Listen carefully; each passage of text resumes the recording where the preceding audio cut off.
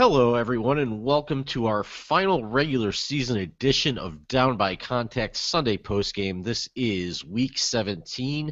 I'm your host, Jeff Rich. I'm joined, as always, by Chris Green, usually in Northern California, but in other parts of the country this evening. We both watched our Cleveland Browns lose in Cleveland Browns fashion to the Baltimore Ravens earlier today. We'll get into that game in a minute, but first let's bring Chris onto the program. Chris, how you doing on this holiday weekend? I'm doing great, Jeff. How are you? Ah, you know what? Browns notwithstanding, I'm doing pretty well, but um, let's hold off on the Browns talk for just a second, so that Till we next can. year. Not till next year. Not till next year. They played a game today, and we got to talk about it because that's the parameters of the program here. But uh, other things going on. Actually, you know what? Baltimore Cleveland is the first game that comes up on my blotter. Um, Only had playoff significance if the San Diego Chargers were unable to handle business against the Kansas City Chiefs. Spoiler alert! Spoiler alert! The Chiefs took care of business. So the Baltimore Ravens were basically winning their in. Cleveland, a lot of off-field things going into the game. Johnny Manziel was on injured reserve, but it's he says that he wouldn't do anything differently, and then he says that, he needs to do things differently, and then he doesn't do things differently and doesn't show up for a team meeting. Relatively inconsequential, if not for the Manziel hype, but you know how it is when in NFL circles this year, there's plenty of mandatory Manziel.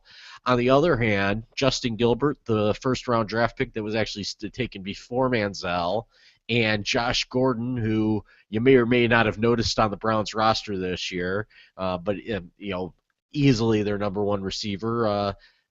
Is suspended by Mike Pettin for this game, or at least listed as inactive, which could jeopardize his status as an unrestricted free agent, and probably made things a little more difficult on Connor Shaw, starting in the absence of Brian Hoyer and Johnny Manziel with injury.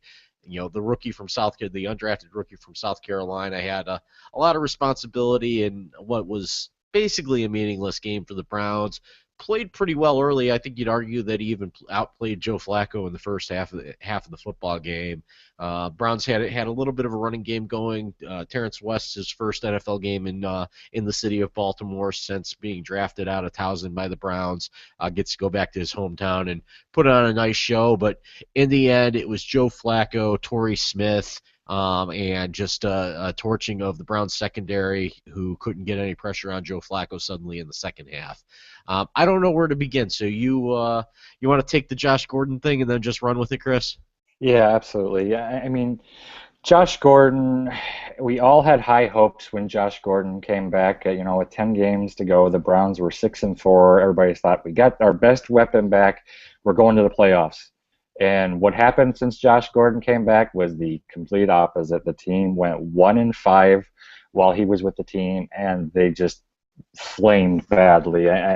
He was supposed to be the savior. He ended up being the cancer, whether it was his attitude, his lackadaisical effort, just everything culminated this weekend, and lo and behold, they lost again. I was actually really surprised that the Browns were in this game as long as they were. I mean, they were starting their third string quarterback, who found out he was starting, 3 days before the game. And to be quite honest, he actually looked better than Manziel did in any of it.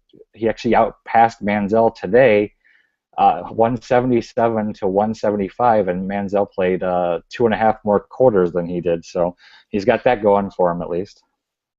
All right. Baltimore gets into the playoffs. They'll be a sixth seed. They don't know who they're going to play just yet, but it looks like it's going to be a division rival. It looks like it's going to be the winner of the Cincinnati-Pittsburgh game, and Baltimore will travel there. Baltimore season on the whole, they lose Nada, like you've pointed out several times. They lose Timmy Jernigan in today's contest. His status unknown for the playoffs, but yeah, this is kind of a different Baltimore team. This is a Baltimore team that depends on being able to run the football and depends on Joe Flacco, turning it on. And he hasn't been sensational of late. What do you expect from him in the playoffs, and can this team win a postseason game?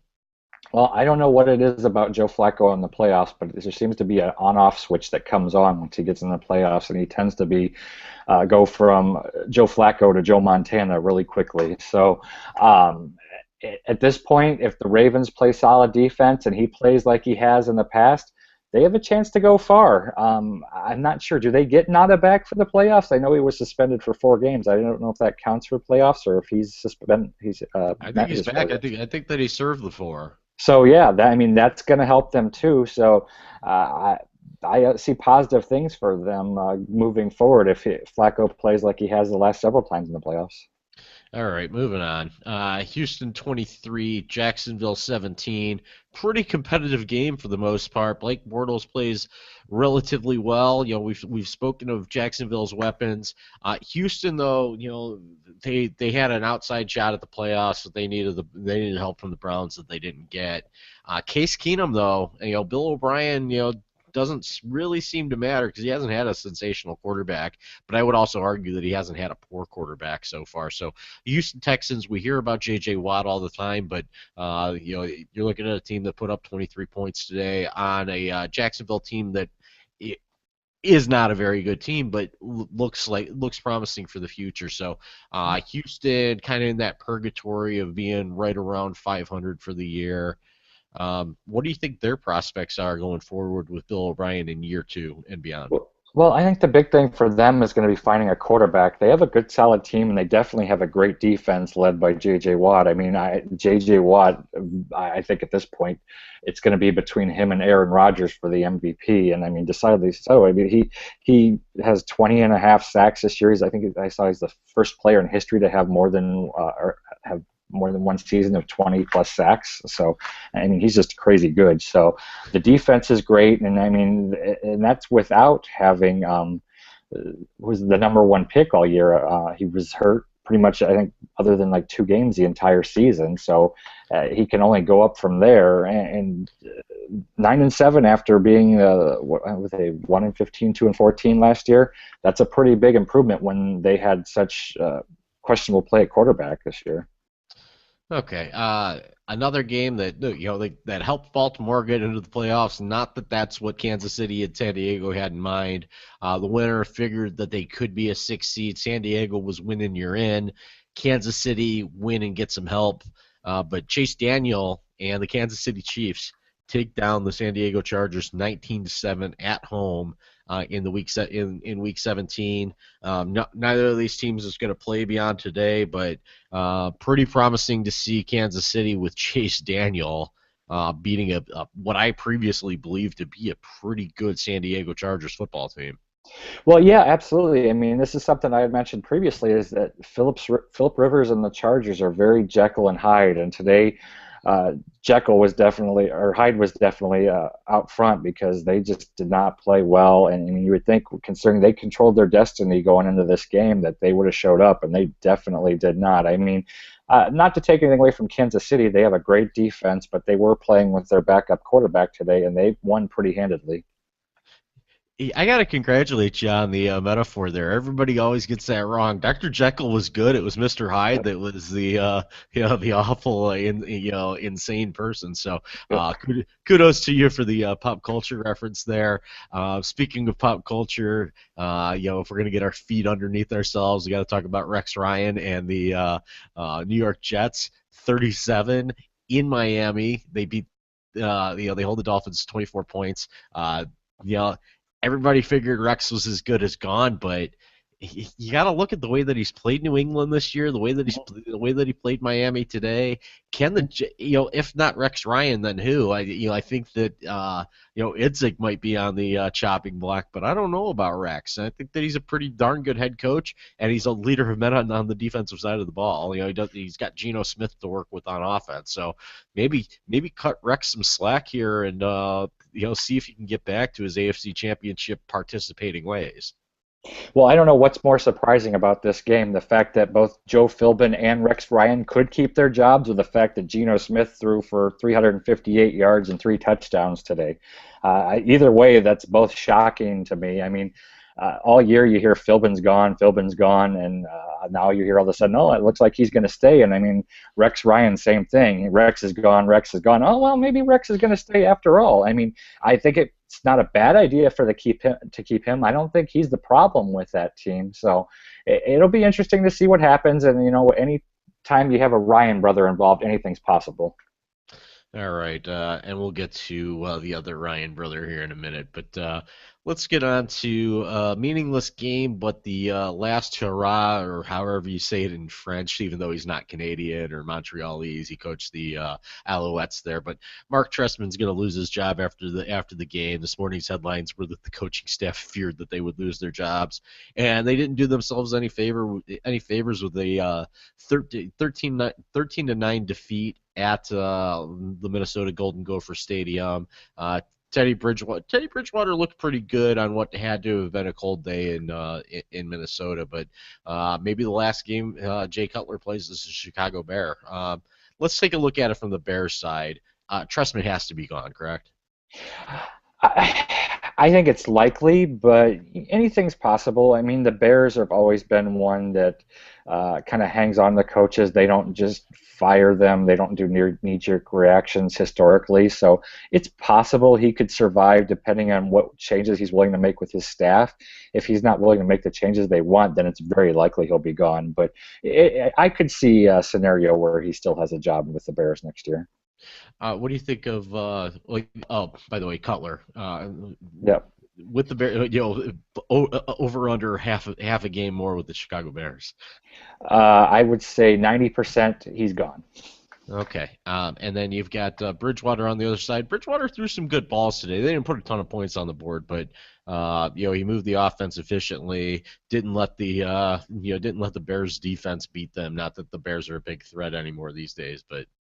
I thought that Teddy Bridgewater, progressed pretty well as a rookie.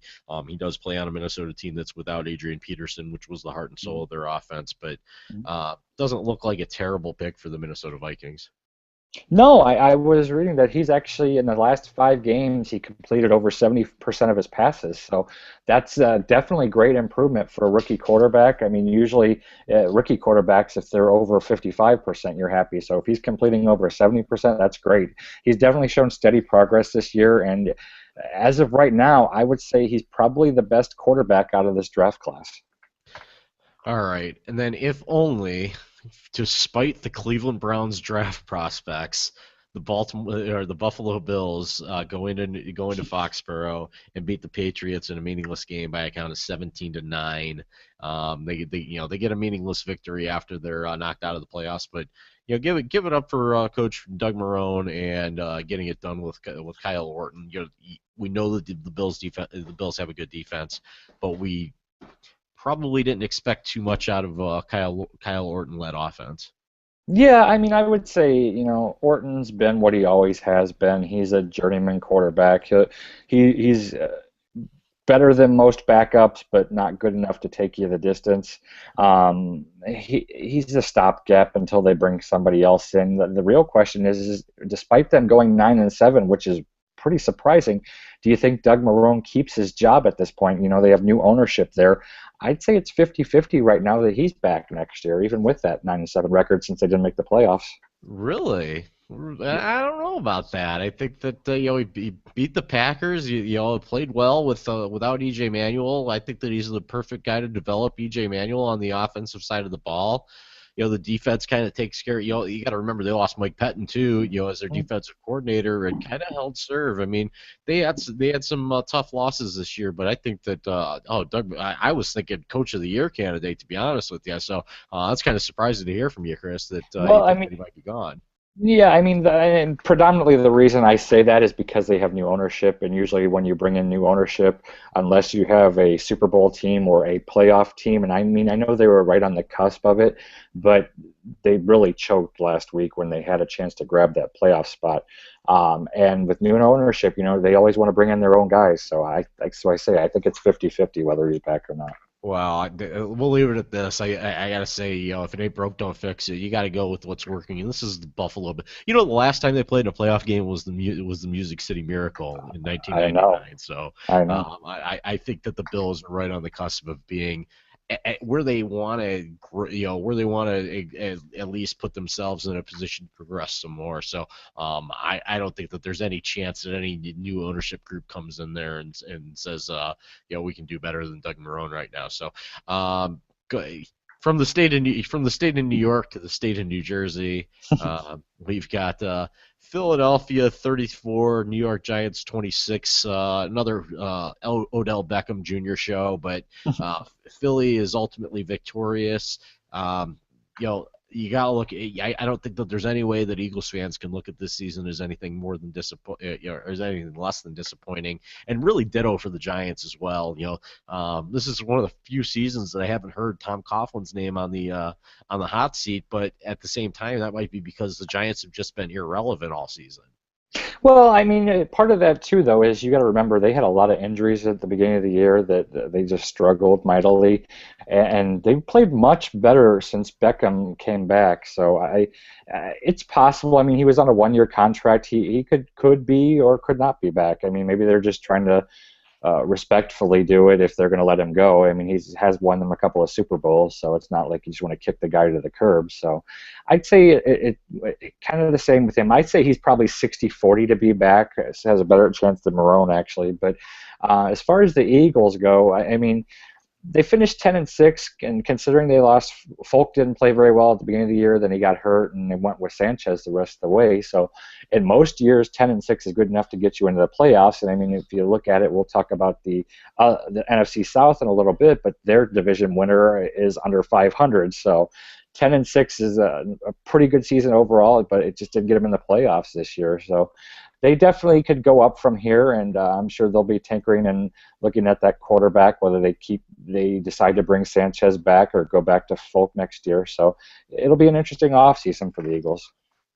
Well, you did bring up our favorite division on the Yes. Down by Contact Sunday postgame show. So we will move into the NFC South, and I won't call this game meaningless. It was meaningless if you're only thinking about the playoffs, but the Tampa Bay Buccaneers were out in front of this in this game, hosting the New Orleans Saints 20-3. Mike Evans doesn't play the entire second half.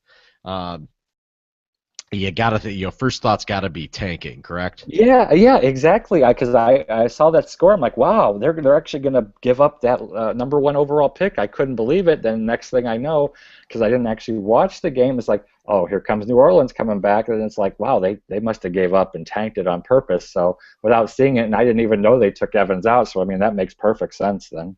Yeah, that one goes Saints 23, Bucks 20. Real quick, your thoughts on what went wrong for New Orleans this year? On the You know, I defensive side of the ball, the offensive side of the ball, what did they finish? 6-10, 7-9. seven Yeah, and they nine. actually finished 7-9. So they're finished.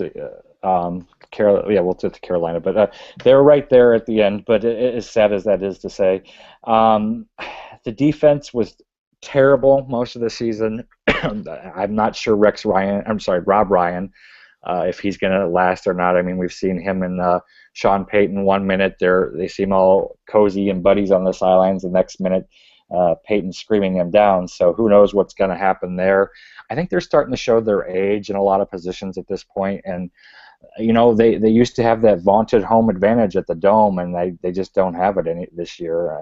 They lost a lot of games at the Dome that they don't normally do. So I think they're going to need to make some big changes if they want to improve next year, because the Breeze is only getting older, and I mean, beyond Jimmy Graham, do they really have an offensive threat that scares anybody? Colston disappeared this year, so they got a lot of work to do. And they seem to have the weapon. They seem to have guys that'll work, and maybe it just stopped working this year. Maybe maybe the NFL has figured out Sean Payton and Drew Brees. It's an unfortunate thought, but it's probably a legitimate thought. Tampa Bay, by the way, is on the clock. Yes. Marcus Mariota, how much does he improve this football team for Lovie Smith and that Tampa Bay offense? Do we even think that for sure that that's the player they're going after? I don't know. I mean, That's a conversation worth having as well. Yeah, so I mean, I don't know who else is out there. I mean, he's obviously been the player that's been bantied about as being the lock to be number one, but I mean, maybe they'll trade out. Maybe they'll go for multiple picks if they can get it. I don't know. I mean, Lovie Smith's a defensive guy, so I just don't know that I see him taking a quarterback at the number one spot, but I could be wrong. And once again, I mean, Mariota, there's going to be questions about him. He's not Andrew Luck. He played in a division that's notorious for soft defenses and a system that's not traditional. So, and he's a running quarterback, and running quarterbacks, while they were the rage a couple of years ago, they haven't done as much this past two seasons. So it'll be interesting to see if they go that route. But yeah, they're definitely on the clock. All right, and the team that we'll be picking second hosted the Indianapolis Colts, who were pretty much locked into the 4th seed going into play today. So very meaningless game. Jim Sorgi was not involved, but the Colts take down the Titans 27-10 in Week 17. Any thoughts at all on this game before we move on to Dallas, Washington? I would say Tennessee definitely has some big decisions to make. What they're going to do at quarterback, whether that's as we talked about last week, them going after Jay Cutler, or if they're going to draft one because they don't. I just can't see them going with Locker again next year. I think they're going to let him go through free agency, and I don't think Mettenberger showed enough in his opportunity to say, well, he's the future. So that's the first thing they're going to have to look at. I think Ken Wisenhunt's a good coach. I think he'll be able to do some stuff, but they definitely got to decide what they're going to do at quarterback before they move anywhere else. All right. Speaking of quarterbacks, it was just a few years that he was heralded as essentially the 1A to Andrew Luck's 1. Robert Griffin III, again, doesn't look impressive.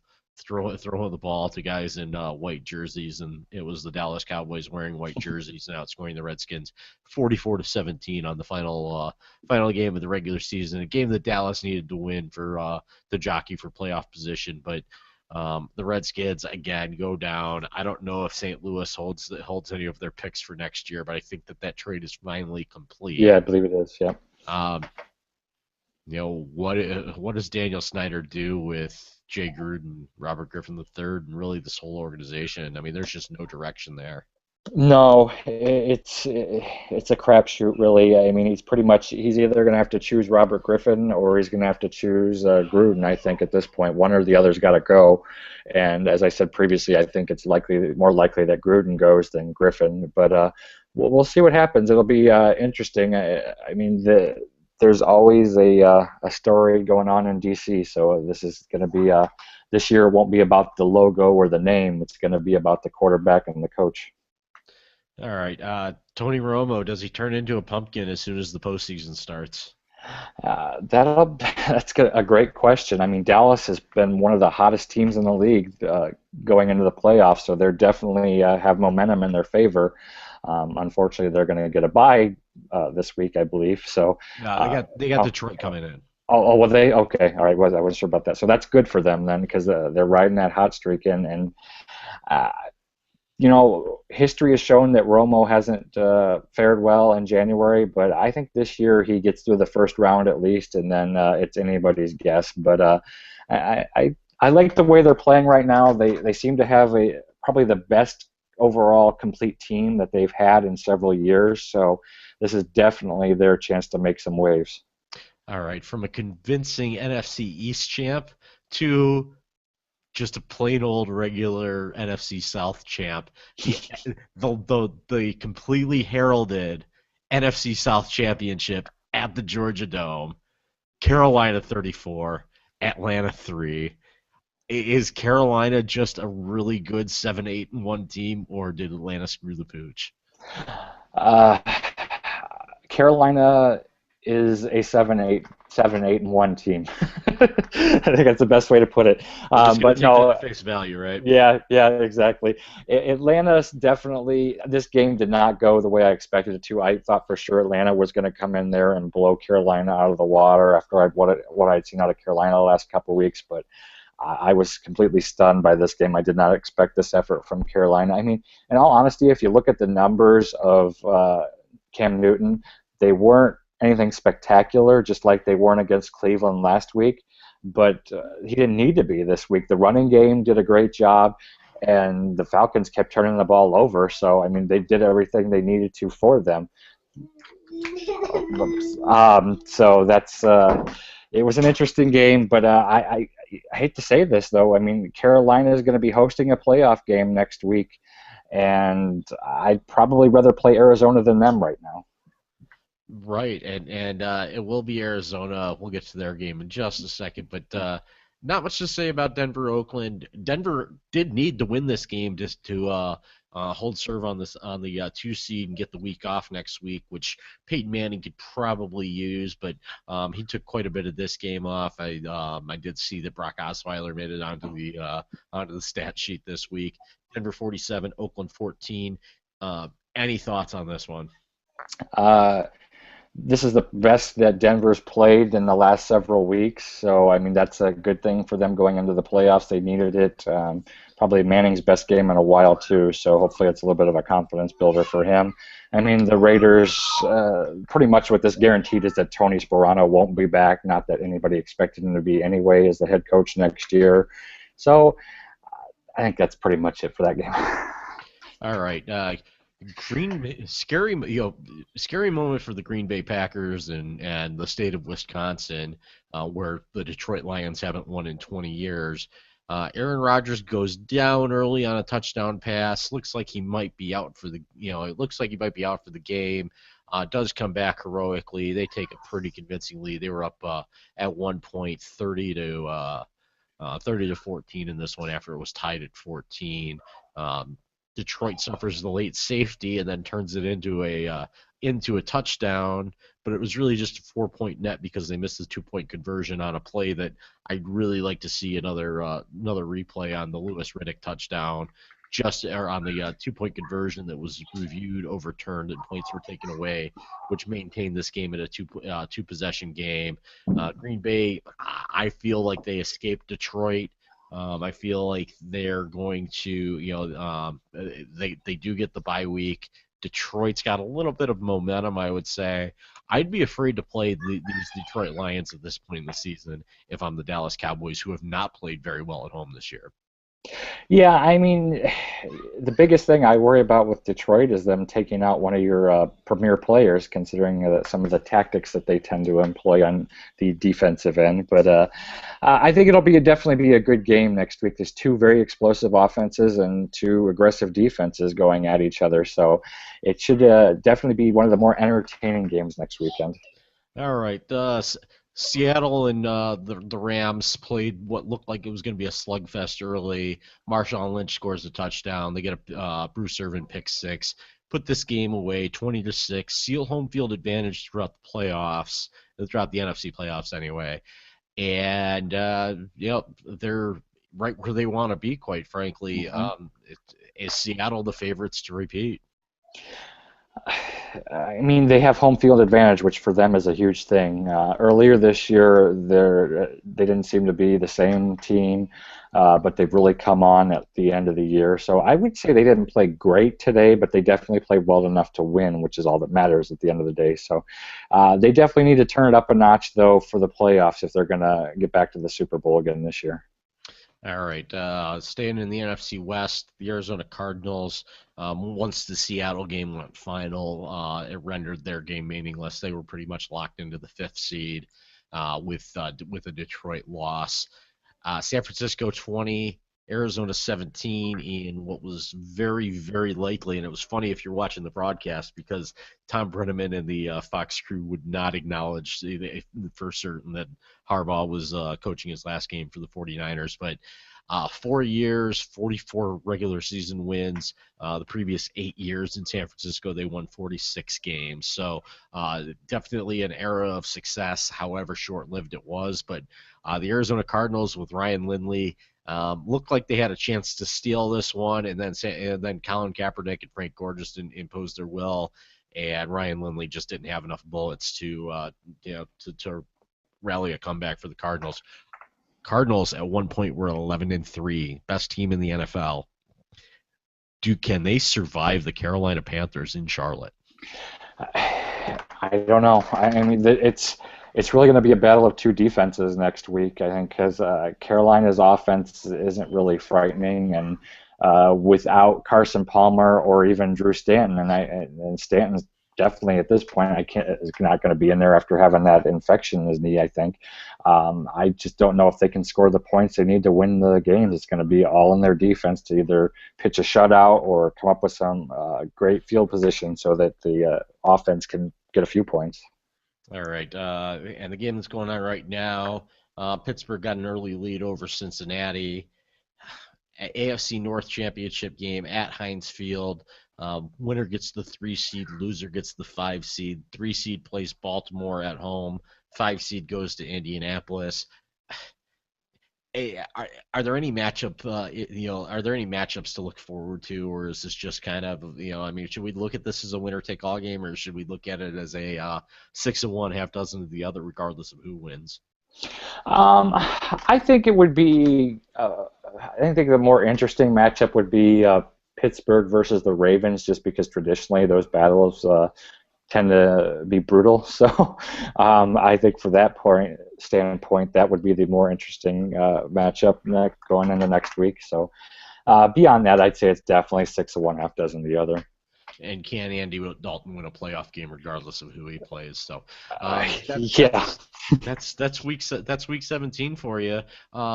Hopefully we can get we're gonna keep this thing going through the playoffs, you and I, Chris. Mm-hmm. Look forward to wrapping up a lot fewer games so we could focus on what happens on the field instead of being touch and go like we are on this Sunday post game show. This week was extremely difficult because we had 16 games. Yeah, we had the maximum number of games, or 15 games plus the preview of the Cincinnati-Pittsburgh game. But I'm looking forward to the playoffs. I think that we have at least 10 good teams in the playoffs. If you throw out the NFC South champs, throw out the Arizona, probably throwing out the Arizona Cardinals as well. I don't think that Baltimore has a really good chance to win more than one game if they can even get past the winner of Sunday Night Football tonight. Yeah, it's like I said, it just depends. If Flacco turns into Montana like he normally does, then anything's possible. Other than that, you're right. It's probably next week or maybe one more week after that, and they're going to be done. And with us saying that, that Carolina's going to go on some crazy run and go to the Super Bowl. Isn't that how it works all the time? 12-team tournament, and everybody's got a chance. But hey, we're about at our time limit here. He's Chris Green. Follow him on Twitter at CGRN731. You can follow me, Jeff Rich, on Twitter at ByJeffRich. Check out the all of our NFL content at morethanafan.net, and check out the rest of our podcasts. You can get them on iTunes, Stitcher Radio, TuneIn Radio, BlackBerry World, Zune Marketplace, and basically anywhere with an RSS feed. For Chris Green, I'm Jeff Rich. This has been Sunday Postgame. Have a good week, everyone.